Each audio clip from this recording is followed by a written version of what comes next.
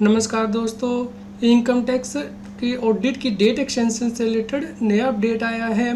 इससे पहले कि हम इस अपडेट को डिस्कस करें, यदि आपने चैनल को सब्सक्राइब नहीं किया है तो आप सब्सक्राइब कर लीजिए और नोटिफिकेशन बेल को भी प्रेस कर दीजिए ताकि आपको रेगुलर इनकम टैक्स के अपडेट मिलते रहें।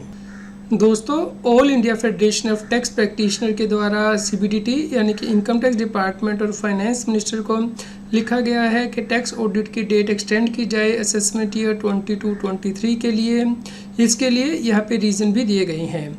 दोस्तों, जो सबसे पहला रीज़न दिया गया है वो है टैक्स ऑडिट रिपोर्ट में क्लोज 44 और क्लोज 30C के अंतर्गत कंपल्सरी किया गया है कि टैक्स पेयर को इन्फॉर्मेशन देनी है, यानी कि जो उसने GST की परचेजेस की हैं उसकी इन्फॉर्मेशन देनी है। तो यहाँ पे ये भी बताना होता है कि उसने रजिस्टर्ड एंटिटीज़ को कितनी पेमेंट की है जो कि GST में रजिस्टर्ड हैं। लेकिन यहाँ पे ये क्लैरिटी नहीं है कि यहाँ पे जो पेमेंट वर्ड है वो एक्चुअल पेमेंट ही लेनी है या फिर जो अमाउंट पेबल है उसे भी पेमेंट के अंदर इंक्लूड करना है।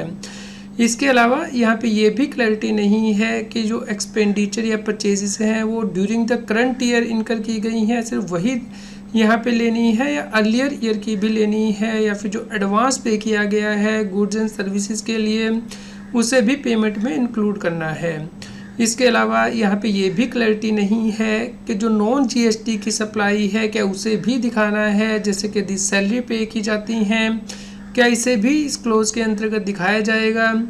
इसके अलावा जो क्लोज 44 के लिए इंफॉर्मेशन चाहिए वो तभी पॉसिबल है यदि GST पोर्टल को इनकम टैक्स पोर्टल के साथ सिंक्रोनाइज किया जाए, यानी कि TDS रिटर्न के थ्रू, जैसे कि 26Q के थ्रू या फिर सेक्शन 194Q 206C 1H के थ्रू।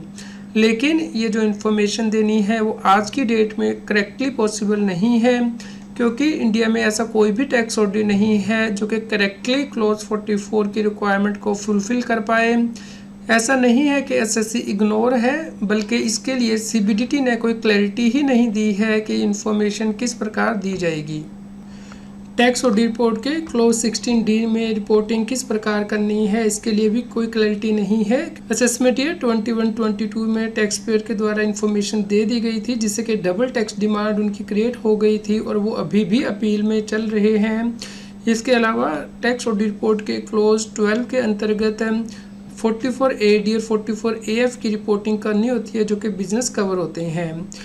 इनकम टैक्स ऑडिट की जो यूटिलिटी है उसमें सेक्शन 44ADA भी मेंशन किया गया है, जबकि जो नोटिफाइड फॉर्म है 3CD टैक्स ऑडिट फॉर्मेट का उसमें ये नहीं मेंशन किया गया है।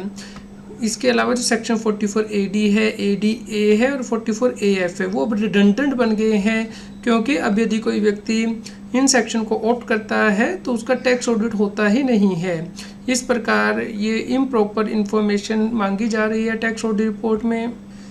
टैक्स ऑडिट रिपोर्ट का क्लोज 27A सैनवेट की इन्फॉर्मेशन मांगता है, जबकि जो इनकम टैक्स डिपार्टमेंट के द्वारा यूटिलिटी प्रोवाइड की गई है वो इनपुट एज क्रेडिट से रिलेटेड भी डिटेल मांग रही है, जबकि ये डिटेल नोटिफाइड फॉर्म 3CD में नहीं है।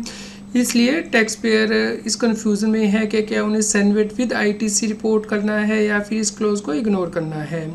इसके अलावा इस साल बहुत से चेंजेस चैरिटेबल और रिलीजियस ट्रस्ट और इंस्टीट्यूशन के केस में हुए हैं, जिससे कि बहुत से मैन आवर्स कंज्यूम हो रहे हैं। इस इंफॉर्मेशन को प्रेजेंट करने में tax audit report charter accountant के द्वारा अटेस्ट की जाती है और CBDT के द्वारा अभी तक कोई क्लैरिटी नहीं दी गई है, जो बहुत सी कन्फ्यूज़न है टैक्स ऑडिट रिपोर्ट में।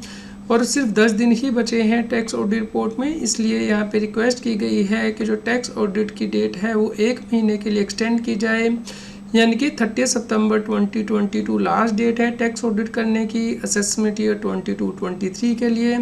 इसे एक्सटेंड किया जाए और 31 अक्टूबर 2022 किया जाए।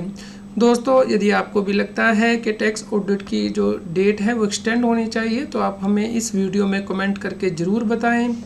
उम्मीद करते हैं आपके लिए यह न्यूज़ यूज़फुल रही होगी। कृपया लाइक कीजिए, शेयर कीजिए ताकि सभी लोगों तक ये जानकारी पहुंच पाए और वो इनकम टैक्स की कॉम्प्लायंस कर पाएँ। रेगुलर GST और टैक्स अपडेट के लिए इस चैनल को सब्सक्राइब करें। आप हमें Telegram app CA Satbir Singh टैक्सिल पर ज्वाइन कर सकते हैं ताकि आप GST और इनकम टैक्स के रेगुलर अपडेट अपने मोबाइल पर ही प्राप्त कर सकें।